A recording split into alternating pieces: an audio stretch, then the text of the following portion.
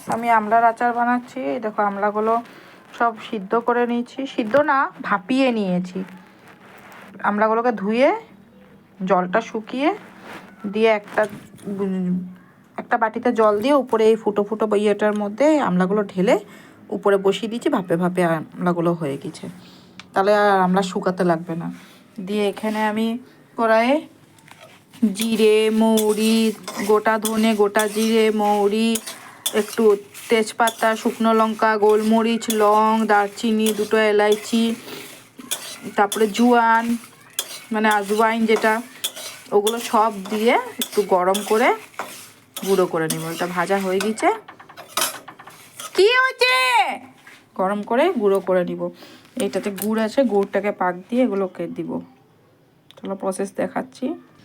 গুড়টা ইয়ে করা হয়ে গেছে,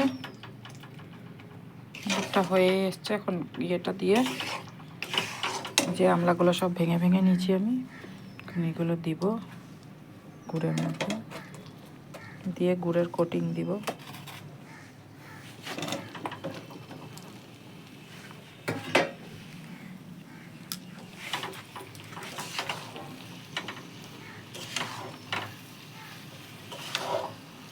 একেবারে মিলাই মশলাগুলোকে।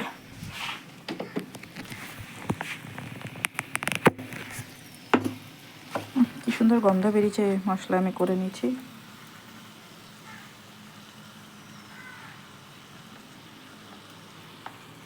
আধাটা দিয়ে মিলাবো, আর দিব লবণ।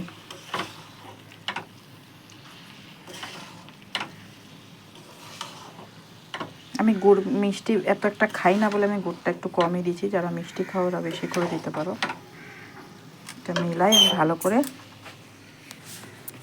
এই যে দিচ্ছি হলো আমি হিং তো পেটের জন্য ভালো, সবাই জানো। একটু হিং দিব, হিঙের গন্ধটাও ভালো।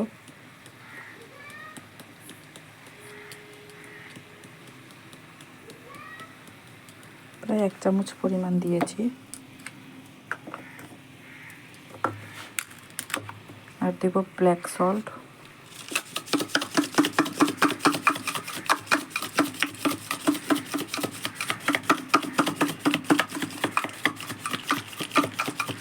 বেশ খানিকটা পরিমাণে দেব ব্ল্যাক সল্ট। আর দিব সিন্দুক লবণ, এটা সিন্দুক লবণ, পিঙ্ক সল্ট, রক সল্ট।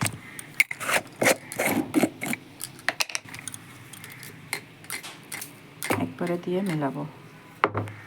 এটা হলো রক সল্ট,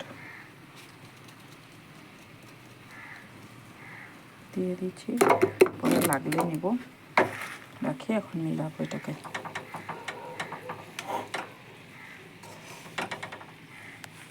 জিদ আমার ওইটাই তো বুঝলা এত বছরে। এই যে এটা মিক্স করেছি, এখন আমি এটা নামিয়ে দিব।